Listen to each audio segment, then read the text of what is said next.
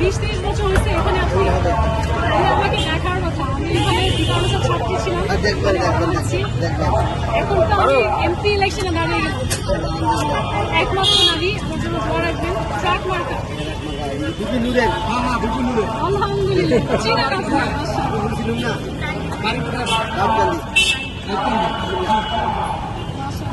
শুনেন, দুনিয়ার সবচেয়ে বড় রাজনীতি হয় চায়ের দোকানে।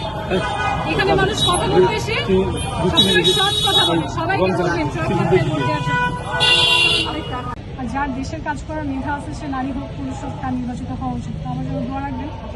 আমার মনে হয় পোস্টার দিয়ে পরিবেশের ক্ষতি করাচ্ছি। আপনারা এখানে যে 5 জন আছেন, আজকে আমাকে চিনবেন সামনাসামনি আমি কেমন। যখন আপনাদের কাস্টমার আসবে, একটু তাদেরকে বলবেন যে এলাকা থেকে মাত্র একজন নারী দাঁড়িয়ে আছে, একটু খোঁজ নিয়ে দেখেন সে কেমন, তাকে দরকার হলে ভালো মনে হলে বলবেন। আমার এই এলাকারই মেয়ে ডিডি রোডে, আপনাদের পাশে অলওয়েজ পাবেন। হ্যাঁ, আপুর মার্কাটা কি বলেন? ট্রাক মার্কা আপু কেমন লাগে আসলে? ভালোই তো ভাইয়া। আমি হচ্ছি ট্রাক মার্কা। আপনার এখানেও নিশ্চয়ই ট্রাক মার্কায় কেউ নির্বাচন করছে, সেই মানুষগুলো কেমন জানেন? যদি বলা হয় যে তারা ভালো মানুষ, আগের চেয়ে বেটার, তাহলে বলতে আপনি কিন্তু অনেকে চুরি কিনতে আসছে, ওদেরকে বলবেন ট্রাক মার্কার কথা। চুরি, তারপরে হচ্ছে একেবারে উনি মেয়েদের পছন্দের জিনিস বিক্রি করছে, টিপ। মাশাআল্লাহ, বিকারণের ছাত্রী, বেইলি রোডে বাসা। আর তোদের সামনেই হয়তো বড় হয়েছে, হয়তো ওভাবে কথা হয় নাই বলে হয়তো চিনি না একজন একজন। কিন্তু দোয়া করেন যে একমাত্র নারী এখানে। আমাদের বাসায় মেয়ে সন্তান আছে কার কার? ছেলে মেয়ে? আলহামদুলিল্লাহ, কিন্তু ব্লেসড। আপনার কয়জন? শুধু মেয়ে দুজন? আলহামদুলিল্লাহ। আমার বাবার হচ্ছে শুধু 4 মেয়ে, আমি বড়। একেবারে সুখী পরিবার আমরা যেটা বলি। মাশাআল্লাহ মাশাআল্লাহ।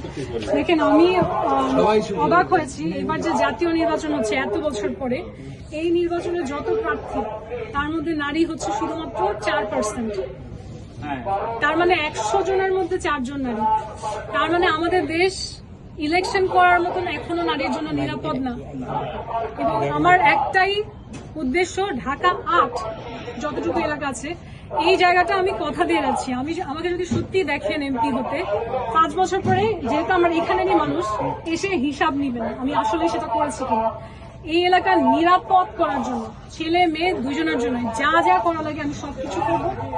রাত্র 2টা হোক 3টা হোক, একেবারে উন্নত বিশ্বের মতন আপনারা এখানে একদম মাথা উঁচু করে চলাফেরা করবেন, নিরাপদ। দোয়া রেখেন। ভোট দিন আপু, ভালো কথাবার্তা ভালো, চিন্তা ভাবনা। আমি চাই নারী পুরুষ সবার জন্য নিরাপদ।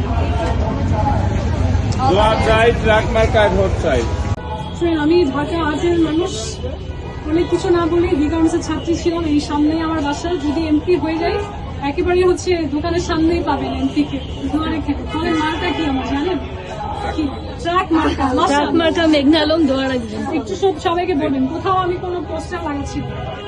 সবাই বলে পোস্টার দিবে না, কিন্তু আপনারা দেখতে পাচ্ছেন ঢাকা ভর্তি সবার পোস্টার। এটা আসলে দেশের সত্যি, বাস্তব যেটা।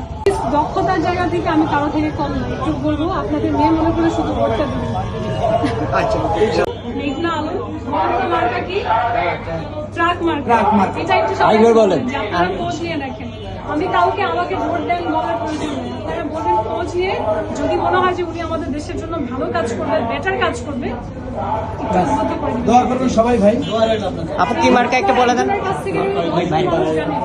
এটার চেয়ে বড় প্রমোশন আর কোনো পরিবেশের ক্ষতি করে পোস্টারের কোনো প্রয়োজন নেই। মানুষ মুখে যাকে ভালো করে, তার জন্য সবাই আস্থা নিয়ে যায়। আপু আল্লাহ হাফেজ। আজকে যার কথা বলতে চাই সে হচ্ছে একজন নারী। তার আগেও তার পরিচয় হচ্ছে সে হচ্ছে বাংলাদেশের চেয়ারম্যান, আর বর্তমানে সে হচ্ছে এমপি প্রার্থী। আমি চাইবো আপনারা সবাই তাকে বলবেন, কারণ আমি পার্সোনালি ওনাকে চিনছি।